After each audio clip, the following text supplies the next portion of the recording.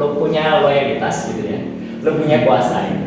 Jadi orang-orang itu seakan-akan mengurung kita dengan loyalitas. Akhirnya kita misalnya nih dipanggil untuk job, Riz ada butuh banget ada yang video sama yang foto. Akhirnya kita bener nih usaha, pagi-pagi udah mandi, setelah itu berangkat menempuh jarak berkilometer sampai lokasi, lari-lari mencari angle-angle yang pas buat itu sinematik dan lain sebagainya, buat yang bagus sebagus mungkin. Kerja dari pagi sampai sore, pas pulang ternyata nggak dikasih apa-apa.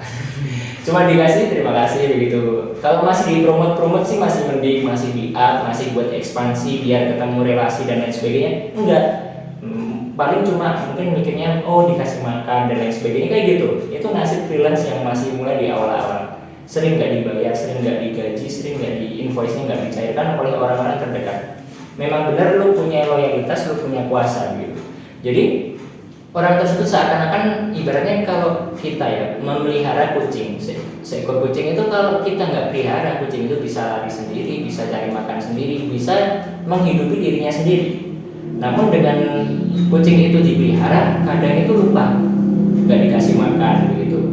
Terus dikasih makannya pun itu pas udah kucingnya itu udah lapar-laparnya, udah lemes-lemesnya, udah sekar-sekarannya. Terkadang kayak gitu. Kita dikasih job pertama, nggak dikasih apa-apa sama teman kita, ini bilangnya teman aja gitu. Setelah itu udah susah payah seperti tadi, udah perjuangan, udah pakai effort yang betul-betul, ternyata sampai selesai nggak dikasih. Mikirnya kita, oh mungkin ditabung nih, mungkin ditabung nanti dikumpulnya agak banyak mungkin di akhir dibayarnya agak banyak. Ternyata sampai finally di akhir ketika orang tersebut ingat atau ingin membayar, akhirnya cuma dibayar satu job terakhir itu aja. Bayangkan, itu susahnya jadi freelancer gitu. Jadi kita dikurung dengan loyalitas. Jadi lu punya loyalitas, lu punya kuasa. Seakan-akan dengan loyalitas itu kita jadi istilahnya ya begitulah. Padahal kalau di dalam Islam ya sampai kucing itu kalau sampai meninggal, kucingnya meninggal. Bahasanya sangat halus ya kan. Karena saya nggak bisa pakai bahasa yang kasar, itu nggak bisa. Kucingnya sampai meninggal gitu ya. Itu kita itu dapat dikatakan tidak dapat masuk surga.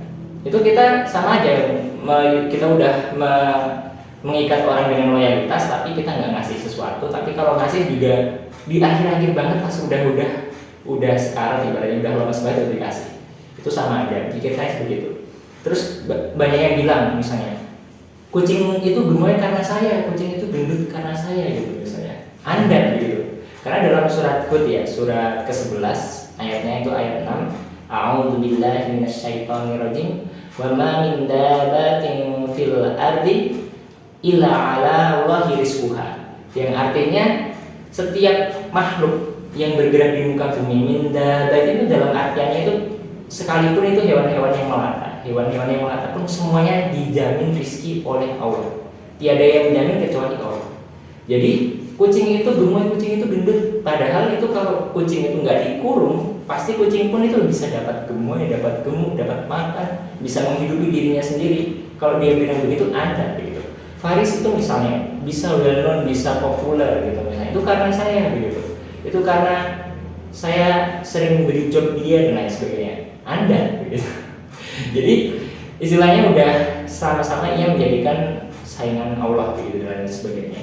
Jadi intinya susahnya seperti itu. Jadi kita dimanfaatkan dengan loyalitas orang-orang terdekat, akhirnya freelance kita atau usaha-usaha kita jadi seakan-akan ya memang sangat mengganggu usaha, perkembangan usahanya juga terganggu. Terus diri kita sempat loh, kita sampai kesulitan, nggak pegang uang sama sekali. Itu hal yang susahnya dari freelance sih seperti itu. Nah itu susahnya, dan teman-teman nih yang pengen coba mau nge-freelance ya enggak gitu. Meskipun kalau kita pas bisa nggak editing, memang freelance yang lain ya seperti copywriting, seperti menulis artikel, terus seperti menjual foto ya.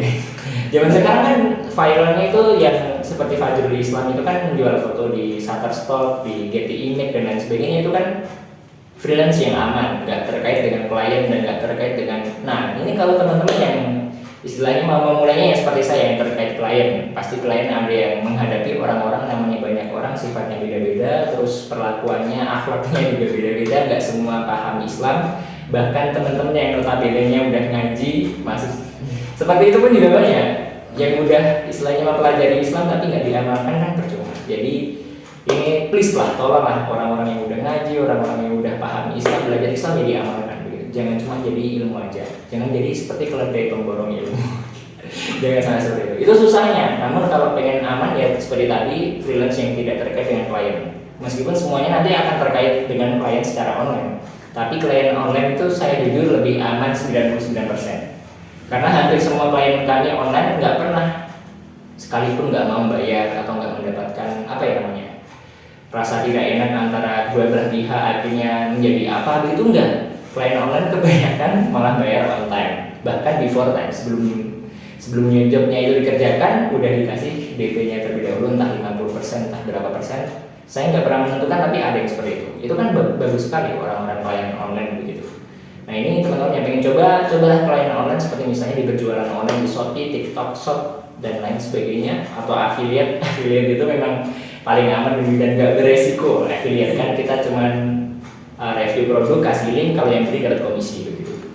Ataupun misalnya dropshipping itu juga termasuk freelance. Jadi kita beli produk di mana kasih customer yang kita inginkan begitu. Jadi ada customer dulu yang istilahnya pengen beli, kita nggak punya stok produk karena resiko kalau kita ada stok produk kalau nggak habis kan kita juga rugi. Kalau nggak laku stoknya mungkin bisa rusak, bisa apa kan namanya barang kalau disimpan dibiarkan boleh jadi rusak gitu ya.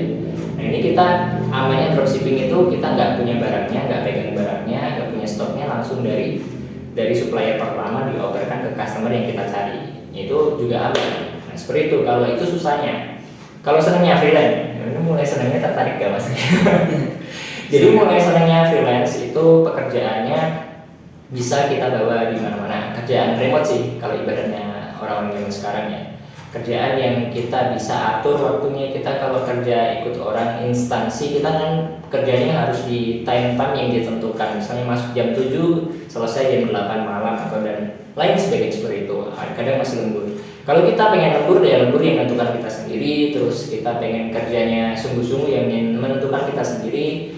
Waktu pengen kerjanya kapan, atau mulainya habis subuh atau habis sholat tahajud, selanjut itu dilanjut lagi habis subuh, boleh jadi kan editing terus freelance dan lain sebagainya. Itu enaknya seperti itu, bisa bahkan bisa sambil traveling.